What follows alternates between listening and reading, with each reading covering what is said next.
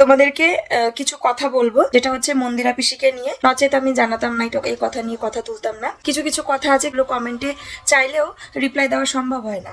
কি ব্যাপার, মন্দিরার কি হলো, বা মন্দিরা কই? Hello everyone, good evening. সন্ধেবেলা চলে আসলাম নতুন একটা ভিডিও শুরু করতে, কারণ সারাদিনে তো তেমন হয়নি, আর দিনের বেশিরভাগ অংশ আর কি কাজকর্ম সব আগের ভিডিওতেই শেয়ার করে দিচ্ছি তোমাদের। তো আজকে আমি ভেবেছিলাম সোনামাকে সন্ধ্যাবেলা ওর ভীষণ প্রিয় একটা খাবার বানিয়ে দেবো, যেটা তো দেই না, কিন্তু ওই যে দেবে ডিম দিয়ে, গাজর দিয়ে, পেঁয়াজ দিয়ে ম্যাগি করে দিতে চেয়েছিলাম। তাই ওর বাবাকে বলেছি ম্যাগি নিয়ে আসো, ম্যাগি এনেও দিয়েছে। এটা বানাবো ভেবেছি, তো আমি রেডিও করেছি প্রায় কিছু। হ্যাঁ, এই যে। আর তারপরে দেখি ওর বাবা নিয়ে এসেছে আরো একটা জিনিস। এটা কি করবে তুমি? আমার মামা ফুটি খাবে, তাই ভাবলাম আমার জন্য একটু ফুটি নিয়ে আসি। ফুটি একটু দেখাও কাছ থেকে। তো সোনামার তো 2 বছর হয়ে গেছে, এবার এটা হচ্ছে আশা করি, তোমার দাদাভাই তো বলছে যে বাচ্চা করে সবাই খেতে পারে। তুমি ফুটি ভালো খাও? এটা হচ্ছে ওয়ারেস ফুটি। আমার মামা খাবে, অবশ্যই ঠান্ডা ছিল, একটু গরম করে দিয়েছি। ঠান্ডা ছিল, গরম জলে ভিজিয়ে মানে চুবিয়ে রেখেছি। দেখো তো কেমন, দেখি কেমন, দেখো। লজ্জা পেতে হবে না, খাও খাও খাও খাও টেনে খাও, টেনে খাও, টেনে খাও, খাও, লজ্জা নেই, আমি ডেকে দিয়েছি, খাও এবার, খাও এবার খাও। ভালো? হ্যাঁ, ভালো লাগলে তোর জন্য আমি আরো অনেক নিয়ে এসে রেখে দেবো ফ্রিজে। আচ্ছা, বাচ্চাদের ওয়ারিস তো পাওয়া যায়, যেটা গুলিয়ে খাওয়াতে হবে, আর এরকম প্যাকেজিং এর জিনিসটা বাচ্চারা ভীষণ পছন্দ করে। তো আমরা একটু দেখবো যে এরকম প্যাকেজিং এর মধ্যে করে বাচ্চাদের আর কি 2 বছরের পরে ওয়ারিস পাওয়া যায় কিনা, তাহলে সেগুলোই রেখে দেবো, যেটা ওর কাছে ফ্রুটি, টি, মাজা, লিচি ড্রিঙ্ক এগুলো হবে না, কেন বলো? আর যা গরম পড়েছে, হ্যাঁ, একটু ওয়ারেস খেলে যা ঘামে বাচ্চা, ও তো ঘামে না অতটা। না, ও ঘামে, আমি বাইরে গিয়ে যখন খেলাধুলা করে তখন ঘামে না। তো যাই হোক, সেইভাবে একটু ওয়ারেস খেলে শরীরটা স্ট্রং হবে, আর ওয়ারেসটা খাওয়াও খুব ভালো। আর গরমে অবশ্যই তোমরাও ওয়ারেস খাবে, বড়রা যারা আছে গুলিয়ে খেতে পারো, আর বাচ্চা যারা আছে ফুটির বদলে আমার মনে হয় ওয়ারেসটা দেওয়াটা বেশি ভালো। ওটা কোনো খাবারই না। এবং যারা ওই যে একটু বড় হয়ে গেলে বেশি বুঝে যায় যে এদের তো বোঝানো যাবে, মানে অতটা কোনো ব্যাপার না, বড় হয়ে গেলে বেশি বুঝে যায় যে, ওই জন্য তো মুশকিল হয়ে যায়। ভালো, আমাকে একটু দিবা? দেখ, মাকে দাও তো একটু। দেবে না, তাহলে ভালো লাগছে মনে হয়। একটুখানি দাও, তোমাকে আমি ম্যাগি বানিয়ে দেবো। তোমাকে ম্যাগি কে বানিয়ে দেবে? বাবাকে দাও তাহলে। সবাই মুখ সরাও, তাই না না, ঠিক আছে, ভালো হচ্ছে, খাও। কুচু কুচু করে কেটে নিলাম পেঁয়াজ, গাজর আর ক্যাপসিকাম।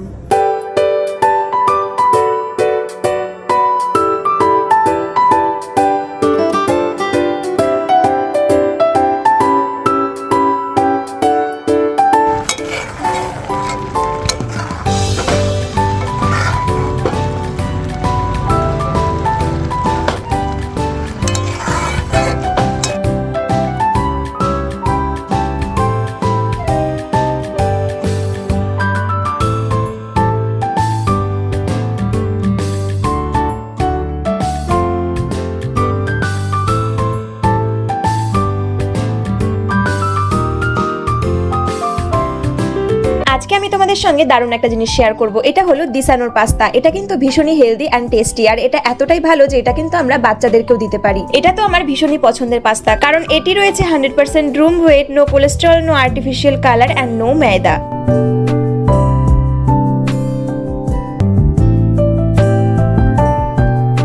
তোমরা যদি এই ডিসাইনার পাস্তাটি নিতে চাও, তাহলে আমার ভিডিও ডেসক্রিপশন বক্সে এই প্রোডাক্টের লিংক থাকবে, চটপট গিয়ে দেখে নাও। সন্ধ্যাবেলা মেয়েকে তো খাবার বানিয়ে দিয়েছিলাম, তার সঙ্গে কিন্তু সারাদিনের অনেক বাসনপত্র জমেছিল, তাই সব একবারে মেজে নিয়ে আসলাম। ঘরের মধ্যে জল নিয়ে আসবো, আর একটু আগে আমি ঘরটাও মুছে নিলাম দেখতে পেলে। আসলে মেয়েকে খাবার দিয়েছিলাম, তো ও মেজে দিয়ে খাবার লাগিয়ে ফেলেছিল, তাই কিন্তু আমার ঘরটা মুছতেই হতো, তাই ভাবলাম পুরো ঘরটাই ভালোভাবে মুছে ফেলি, কারণ সারাদিনে তাড়াহুড়ো করে কাজকর্ম করার জন্য আজ ঘর মোছা হয়নি।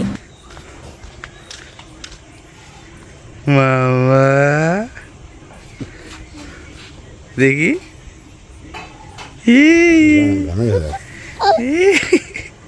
তো বাবার সঙ্গে মেয়ে খেলা করছে, আর আমি কিন্তু সোনামার জন্য এখন রাতের ডিনারটা বসাবো, ডালিয়া করব, আর খাবারটা বসিয়ে দিয়ে আমি স্নানে যাব, মানে গা ধুয়ে নেব, মাথায় জল দেবো না। এই দেখো, আমাদের একটা পার্সেল এসেছে, পাপি অর্ডার করেছিল কি, হ্যাঁ, এটা যত সময় সোনামারি কিছু একটা আছে, ডাইপারের সঙ্গে এসছে। কি আছে মা, খোলো তো, এটা একটু আনবক্সিং করো। হ্যাঁ, ছিঁড়ে ফেলো, ছিঁড়তে পারছো না, খোলো, আনবক্সিং করো মা। এটা আমার জন্য কি এসছে দেখো, হ্যাঁ, জোরে জোরে টান দাও। হ্যাঁ, হচ্ছে না, আমি একটুখানি ছিঁড়ে দিই। দেখো সোনামা আনবক্সিং করছে পার্সেল। হ্যাঁ, গুড গার্ল। আচ্ছা বের করো কি আছে ভিতরে, বের করো ভিতর থেকে, বের করো কি আছে। বাহ, এটা কি মা? দেখি ঘোরাও, আমার দিকে ঘোরাও, আমার দিকে ঘোরাও একটু। হ্যাঁ হ্যাঁ, দেখো এটা কি বের করছো মা? আর নেই কিছু। ও মার্শালা ওটস তোমার জন্য মা, খাবে এটা? এই দেখো আপনি অর্ডার করেছে হাই প্রোটিন মশলা ওটস, ম্যাজিক মশলা, প্রোটিন 26 গ্রাম। আর দেখো কত সুন্দর বানিয়েছে, রেসিপিটা দেখানো রয়েছে বাটিতে। নাও, এটা আমার মাম্মা খাবে। খাবে মা এটা? এটা খাবে তুমি? চলো, পাপড়ি অর্ডার করেছে, পাপড়িকে আগে একটু দেখাই ঠিকঠাক এসছে কিনা। আমি তো জানি না কি অর্ডার করেছে, পাপড়ি দেখে বলতে পারবে যে এটাই কিনা। নাও, কি গো এটাই অর্ডার করেছিলা? হ্যাঁ ঠিক আছে প্রোডাক্ট? ঠিক আছে, দেখতে হবে টেস্ট কেমন। ও ফার্স্ট টাইম অর্ডার করছো আজকে? তুমি কি ভাবেছো এটা মেয়ের জন্য? হ্যাঁ। মেয়ের মশলা ওটস খেয়ে কি করবে? তাহলে আমাদের জন্য? তোমাকে খাওয়াবো এটা ব্রেকফাস্টে। তাই নাকি? হ্যাঁ, হয়তো দাঁত বের করতে হবে না, খেতে হবে কিন্তু। হায় রে, খুশি হয়ে গেছে। ওটস এমনি ওটস হাজার রকম ভাবে ওকে বানিয়ে দিয়েছে, জীবনেও খেতে পারিনি এটা মশলা ওটস। আশা করি এটা টেস্ট লাগে। এইটা মনে হয় খেতে পারবো, তো খেতে হবে।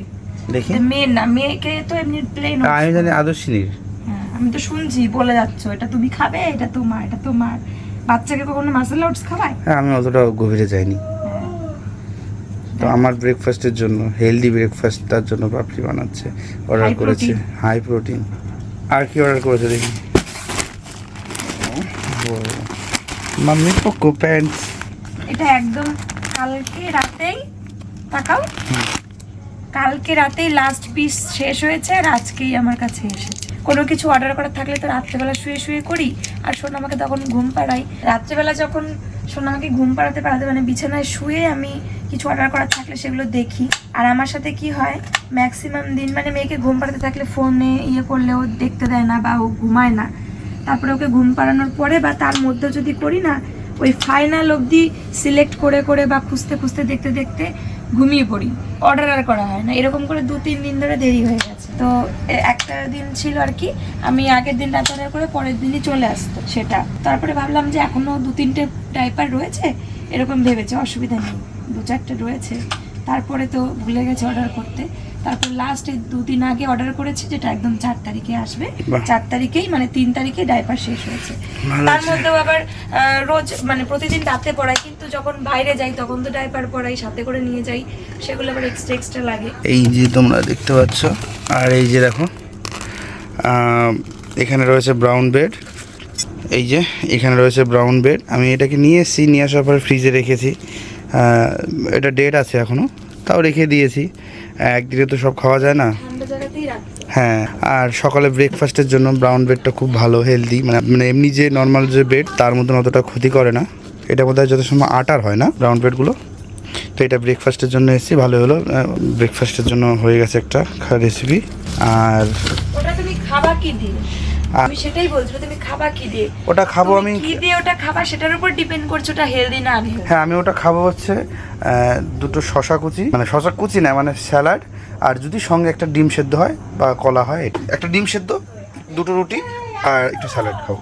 তোমার ফ্যাট লস করার জন্য, মানে ওয়েট লসের জন্য তোমাকে বাটার, ঘি, খাই না তো আমি। চিজ, খাই কি? পনির, এই জিনিসগুলো ওগুলোর থেকে অ্যাভয়েড করো। হ্যাঁ, তো খাই না তো আমি। তো আমি কিন্তু এখন চলে আসলাম গা ঠা ধুয়ে, মানে স্নান করার মতনই, শুধু মাথায় জল দেইনি। আর গরমকালে এরকমই, মানে গরমের সময় যখন আমি মানে সোনামা যখন হয়নি, রোজ তো তখনই বেলা বেলা রান্না করতাম, রাতে রান্না করে মানে এতটা গরম লাগতো, মাথা ঘেমে যেত, গা আঠা হয়ে যেত। তো সবাই রান্না করি, সবাই গরম গরম খাওয়া দাওয়া করেন, আর আমি কিন্তু আগে খেতে বসতাম না। সে আমি ঘেমে থাকি বা যাই থাকি, আর এভাবে আমার শরীর খারাপও হতো, ঘামা গায়ে স্নান করে ফেলতাম, মানে গা ধুয়ে নিতাম সাবান দিয়ে। মানে মনে হতো আমি কতক্ষণে বাথরুমে গিয়ে ঠান্ডা জল দিয়ে সাবান দিয়ে গা ধোয়া, সেটা করতাম, প্রচন্ড শান্তি লাগতো। আর আজকে একদম সকাল সকাল স্নান করেছিলাম, কাজকর্ম সেরে। তারপরে ধরো সারাদিন যা গরম পড়ে, তো ওরকম করে একটু একটু ঘাম, এটা ওটা কাজকর্ম সারাদিন করেছি, অনেকটা গ্যাপ হয়ে গেছে, ওই জন্য ভালো লাগছিল না। আর রাত করে অনেক থালা বাসন মেজেছি, ঘর টর মুছেছি, আবারও ঘেমে গেছি। মেয়ের খাবার টাবার বসিয়েছি, ওর খাবারটা দেখি কত, তাই ভাবলাম আবার একটু গা ধুয়ে নিই সাবান দিয়ে। তো সেই পুরো ফ্রেশ হয়ে আসলাম, মানে সেই পুরোনো কথা মনে পড়ে গেল আর কি, সেই রকম ফিলিং হচ্ছে, একদম ঠান্ডা ঠান্ডা, কুল কুল ফ্রেশ।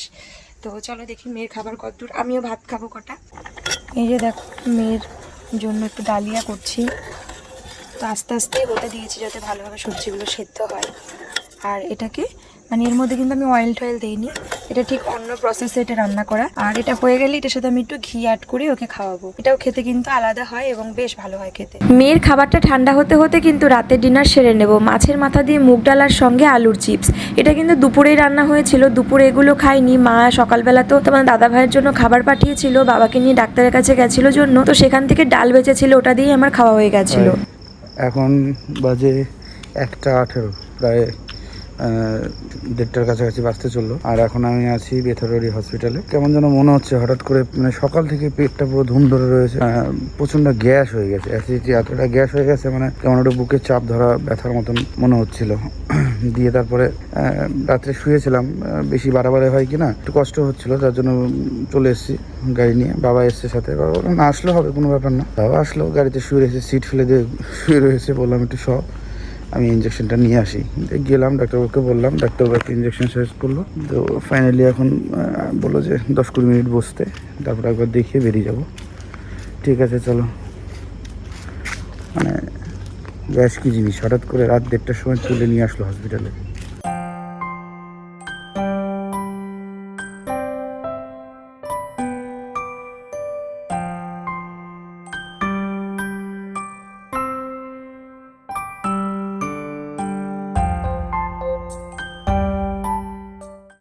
দেখো এখন আমি ব্রাউন ব্রেডটা হালকা একদম 1 চিমটে একটু বাটার দিয়ে সেঁকে নিচ্ছি। আর এখানে একটা স্যালাড রেডি করেছি, এর মধ্যে শসা, পেঁয়াজ, গাজর, ব্ল্যাক সল্ট, তারপরে তোমার একটু ব্ল্যাক পেপার, এগুলো দিয়েছি, মিক্সড করে নিয়েছি। আর ডিমের পোচ এটার মধ্যে অ্যাড করব। তোমার দাদাভাইকে সকালে দেবে ভেবেছিলাম, ও গেছিলো হচ্ছে ব্লাড দিতে, কারণ এর আগে যে মানে রিপোর্ট করিয়েছে ডাক্তারবাবু, ডাক্তার দেখিয়েছে, তো মেডিসিন যে কদিন কন্টিনিউ করার পরে কিন্তু আবারও আর কি টেস্টটা করাতে হবে, সেজন্য আবারও ব্লাড দিতে গেছে, কোলেস্টেরল আরও অনেক কিছু, লিভার ফাংশনের কিছু, তারপরে ইউরিক অ্যাসিড, আরও অনেক কিছু রয়েছে, তো সেগুলো সব টেস্ট করাতে গেছে। তোমাকে কত সুন্দর লাগছে না এরকম করে, ও টুপি দেবার মুখও ঢাকা যায়, এরকম করে করো তো একটু, এবার একটু এরকম করে করো তো। বাবাকে দেখাবে, ভিডিও কল করবো, তারপরে আবার একটু এরকম করে করো তো।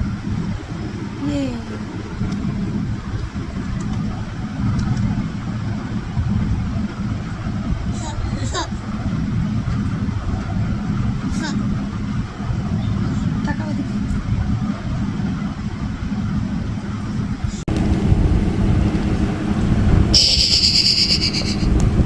দেখি দেখি কেমন লাগে, দেখি দাঁড়াও, আবার ঢাকবা, হ্যাঁ তুমি আবার ঢেকে দিবা বাবা, দাঁড়াও, এই দাঁড়াও, আবার বাবা আমার দৃষ্টি ফিরলো। ঠিক আছে, শান্তি। খালি জানো না, এই কষ্ট শুধুমাত্র যারা আমার মতন মাইনাস পাওয়ার যাদের, তারাই বুঝবে। আর এখানে কি হচ্ছে, ব্রেকফাস্ট? ওয়াও, লাঞ্চ টাইমে ব্রেকফাস্ট তোমার জন্য এখানে দেরি হচ্ছে করলাম। বাটার, এখানে হচ্ছে ব্রাউন ব্রেড, ওয়াও, আর এখানে হচ্ছে স্যালাড, এখানে হচ্ছে ডিমের টোস্ট। কিভাবে ব্রেকফাস্টটা বানাচ্ছো দেখি আজকে, আমার হেলদি ব্রেকফাস্টটা কি। বাটার তো আমার জন্য না, এটা আমি শিওর। তোমার জন্য না, আমি হালকা একটু জাস্ট ব্রাশ করে নেবো, ও আচ্ছা আচ্ছা, এরকম খেতে হবে। বা ডিম না, আরেকটু করবো, আরেকটু করো, রুটির সাথে খাবো তো। গেছিলাম একটু বাজারে ব্লাড দিতে, কিছু টেস্টের প্রয়োজন ছিল, টেস্ট করে আবার ডক্টরকে দেখাতে হবে। আর গাড়িতে একটু কাজ ছিল, গাড়ির কাজটাও করে নিয়ে আসলাম। পাপড়ির চশমা ছিল, সেটাও নিয়ে আসলাম। আর পাপড়ি বাড়ি এসে বললো তাড়াতাড়ি বাড়ি আসো। এরকম কেন, দরকার আছে? বলছে হ্যাঁ। আমি কী ব্যাপার, বাড়ি এসে দেখছি আমার জন্য সুন্দর ব্রেকফাস্ট বানিয়েছে। চলো, আমি কিছু খাইনি, কারণ রক্ত দিতে হবে জন্য কিছু খাওয়া হয়নি, খালি পেটে রক্ত দিতে হতো। তাহলে চলো রেডি করো।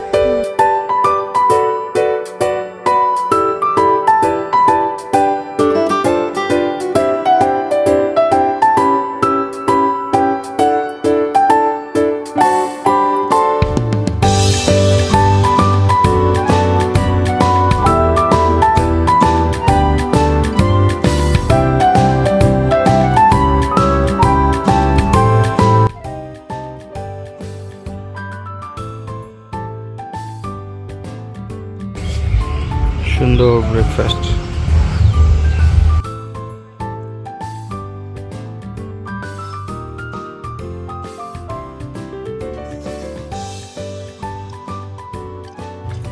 হ্যাভি।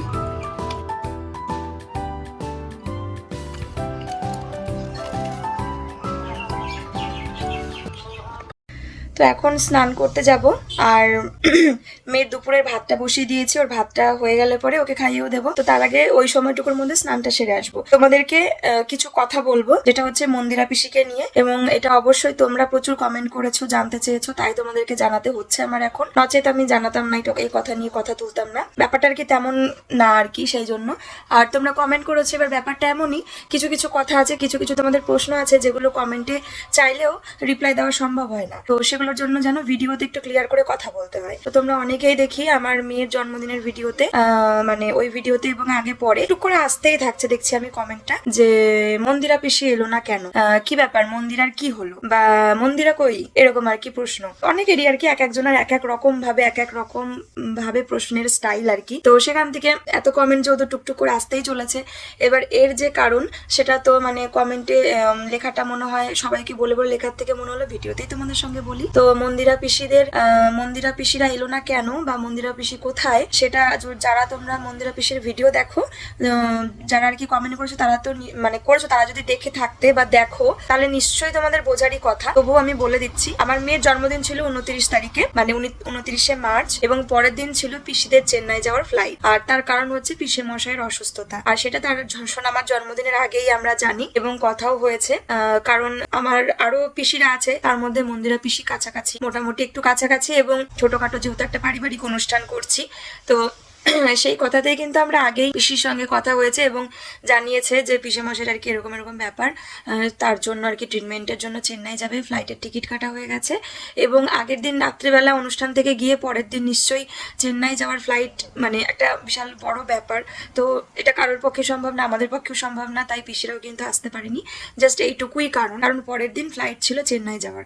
তো খুবই সোজা সাপটা ব্যাপারটা, এটার মধ্যে কোনো জটিলতা নেই, কোনো প্যাচগোছ নেই, বা কোনো এমন কোনো কারণ নেই যে পিসিদের সাথে আমাদের রিলেশন খারাপ হয়ে গেছে, বা পিসিদের কেন ইনভাইট করলাম না, মানে পিসিদেরকে, মানে যাই হোক, অনেকের অনেক মন্তব্য, অনেক বক্তব্য, অনেক প্যাচগোছ মনের মধ্যে থাকে, কিছু হোক বা না হোক সেটার থেকে অনেক কিছু বানিয়ে দেয়, এরকম হয় আর কি। তাই আমি কথাটা বলে দিলাম। আর পিসিরা এটাও বলেছে যে পরে সময় সুযোগ করে যখন ফাঁকা থাকবে এবং যখন স্বাভাবিক সবকিছু থাকবে তখন অবশ্যই ঘুরতে আসবে। অলরেডি পিসিদের আসার কথা ছিল, কিন্তু বিভিন্ন রকম সমস্যা, চতুর্দিক থেকে আসা বা এটা ওটা সেটা করে একটার পর একটা যেন ক্যান্সেল হয়ে যাচ্ছে, অনেকগুলো প্ল্যানই ক্যান্সেল হয়ে গেছে। তো তারপরেও আশায় রয়েছে পিসিরা যেন খুব তাড়াতাড়ি আসে, এবং পিসিরাও সামনে আর কি তাড়াতাড়ি যখন সবকিছু পিসিদের সময় নর্মাল থাকবে, সবকিছু স্বাভাবিক থাকবে, আসবে। তোমরা সেটাও অবশ্যই ভিডিওতে তখন দেখতেই পারবে। তো চলো, এইটুকুই ছিল ব্যাপারটা, যেটা এই ভিডিওর মধ্যে কতটুকু না বলে দিলে হয়তো সবার কাছে বুঝতে অসুবিধা হতো, বা আমার প্রত্যেকে কমেন্ট করে কমেন্টের মধ্যে এতগুলো কথা লিখতে বড্ড অসুবিধা হতো। তো আশা করছি সবটা ক্লিয়ার হয়ে গেল। তো চলো, ভিডিওটা এখানেই এন্ড করছি, টাটা।